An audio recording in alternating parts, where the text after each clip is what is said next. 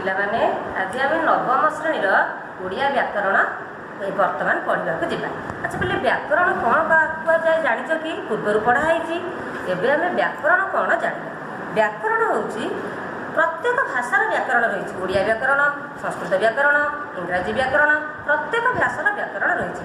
ଆମର ମାତୃଭାଷାର ସେମିତି ମଧ୍ୟ ବ୍ୟାକରଣ ରହିଛି। ବ୍ୟାକରଣ କହିଲେ ଭାଷାର ବା ବର୍ଣ୍ଣକୁ ନେଇ ଯେଉଁ ଶୁଦ୍ଧ ଗଠନ, ଶବ୍ଦ ସଂଯୋଜନା, ଶୁଦ୍ଧିକରଣକୁ ବ୍ୟାକରଣ କୁହାଯାଏ। ଏବଂ ଯାହାକୁ କି ପତଞ୍ଜଳି ଆମର ବ୍ୟାକରଣ ଶାସ୍ତ୍ରକାର ପତଞ୍ଜଳିଙ୍କ କଥା ଅନୁସାରେ ଭାଷାର ସୂତ୍ର ହେଉଛି ବ୍ୟାକରଣ। ବର୍ତ୍ତମାନ ବ୍ୟାକରଣର କାର୍ଯ୍ୟ କ'ଣ? ଭାଷାକୁ ସେ ଶୁଦ୍ଧ ରସବୋଧ, ସୌନ୍ଦର୍ଯ୍ୟବୋଧ ଓ ଶ୍ରୁତିମଧୁର କରିଥାଏ। ତେବେ ପ୍ରଥମେ ବର୍ତ୍ତମାନ ଆମେ ଯିବା ଶବ୍ଦ ଗଠନ। ଆମର ବିଷୟ ଭିତରକୁ ଯିବା। ଶବ୍ଦ କାହାକୁ କହନ୍ତି, ଶବ୍ଦ କ'ଣ, ଏ ବିଷୟରେ ଆମେ ଜାଣିବା। ଆଚ୍ଛା ବର୍ତ୍ତମାନ ଆମେ ଶବ୍ଦ ସମୁଚାରିତ ଅର୍ଥ ତମେ ଜାଣିଛ। ଶବ୍ଦ କହିଲେ ପ୍ରଥମ ହେଲା ଧ୍ୱନି ବା ଆବାଜ, ଆଉ ଗୋଟିଏ ହେଲା ଶବ୍ଦ କହିଲେ ଅକ୍ଷର ବା ଅକ୍ଷର ସମଷ୍ଟି। ବର୍ତ୍ତମାନ ଅକ୍ଷର ସମଷ୍ଟି ଣ ଆଉ ଠ, ପ ଆଉ ଅ, ଏ ଦୁଇଟି ଅକ୍ଷର ସମଷ୍ଟି ଅଟେ। ଆଚ୍ଛା ଏହାକୁ ଶବ୍ଦ କୁହାଯିବ କି? ନିଶ୍ଚିତ ତମେମାନେ ଉତ୍ତର ଦେବ ନା। କାହିଁକି ଏହାକୁ ଶବ୍ଦ କୁହାଯିବ ନାହିଁ? କାରଣ ବର୍ଣ୍ଣ ଦୁଇଟିର ମିଳନ ଘଟିଥିଲେ ମଧ୍ୟ ଏଥିରେ କୌଣସି ଅର୍ଥ ପ୍ରକାଶ ପାଉନାହିଁ ବା ହେଉନାହିଁ। ତେଣୁ ଏହାକୁ ଶବ୍ଦ କୁହାଯାଇ ପାରୁନାହିଁ। ତାହେଲେ ଶବ୍ଦ କାହାକୁ କୁହାଯାଏ? ଆମେ କାହାକୁ କହିବା ନା ଏକ ବର୍ଣ୍ଣ ବା ଏକାଧିକ ବର୍ଣ୍ଣ ମିଳିତ ହୋଇ କୌଣସି ଅର୍ଥ ପ୍ରକାଶ କରୁଥିଲେ ତାକୁ ଶବ୍ଦ କୁହାଯାଏ।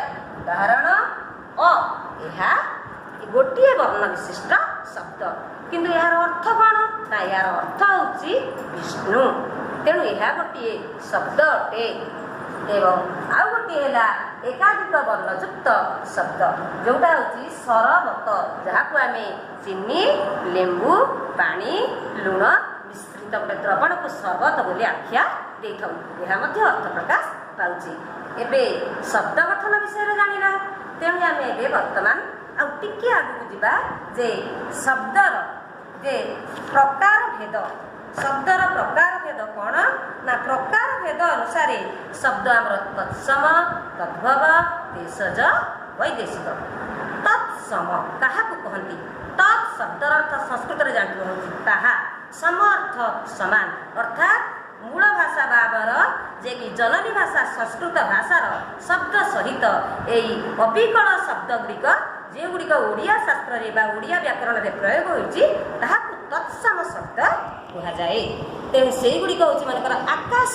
ଆକାଶ ସଂସ୍କୃତରେ ସେଇ ଆକାଶର ପ୍ରୟୋଗ ରହିଛି ଏବଂ ଓଡ଼ିଆରେ ମଧ୍ୟ ସେଇ ଆକାଶର ପ୍ରୟୋଗ ରହିଛି। ନଦୀ ସଂସ୍କୃତରେ ନଦୀର ପ୍ରୟୋଗ ରହିଛି ଏବଂ ଓଡ଼ିଆରେ ମଧ୍ୟ ନଦୀର ପ୍ରୟୋଗ ରହିଛି। ତେଣୁ ଏଗୁଡ଼ିକ ହେଉଛି ତତ୍ସମ, ଅର୍ଥାତ୍ ତାହା ସହିତ ମୂଳ ଭାଷା ଜନନୀ ଭାଷା ସଂସ୍କୃତ ଭାଷା ସହିତ ଏହି ଶବ୍ଦ ଗୁଡ଼ିକ ସମାନ ହୋଇଥିବାରୁ ଏହାକୁ ତତ୍ସମ ଶବ୍ଦ କୁହାଯାଏ। ତଦ୍ଭବ, ତଦ୍ ଅର୍ଥ ହେଲା ତହିଁରୁ, ଭବ ଅର୍ଥ ହେଲା ଜାତ, ଅର୍ଥାତ୍ ତହିଁରୁ ଜାତ, ଅର୍ଥାତ୍ ମୂଳ ଭାଷା ସଂସ୍କୃତ ଶବ୍ଦରୁ ଯେଉଁଗୁଡ଼ିକ ଜାତ ହୋଇଛି ବା ଉଦ୍ଭବ ହୋଇଛି ତାହାକୁ ତଦ୍ଭବ କୁହାଯାଏ। ସେଗୁଡ଼ିକ ହେଲା କିଏ? ମନେକର ନଦୀ, ନଦୀରୁ ଓଡ଼ିଆରେ କେତେକ ଜାଗାରେ ନଈର ପ୍ରୟୋଗ ରହିଛି। ଘୃତ, ଘୃତ ହେଉଛି ତତ୍ସମ, ତା ଦେହରୁ ଘିଅର ପ୍ରୟୋଗ ହୋଇଛି। ଏଗୁଡ଼ିକ ହେଉଛି ତଦ୍ଭବ। ତେଣୁ ବର୍ତ୍ତମାନ ଆମେ ଏଇ ଓଡ଼ିଆ ବ୍ୟାକରଣ ବିଷୟରେ କିଛି ଧ୍ୟାନ ବା ଧାରଣା ଅନୁଭବ କରିବା ଏବଂ ଆମର ବିଷୟଗତ ପାଠଗୁଡ଼ିକୁ ଭଲ ଭାବରେ ପଢ଼ି ଅନୁଶୀଳନ କରି ତତ୍ପରେ ଆମେ ପରବର୍ତ୍ତୀ ଅଧ୍ୟାୟକୁ ଆମେ ଗତି କରିବା। ଧନ୍ୟବାଦ।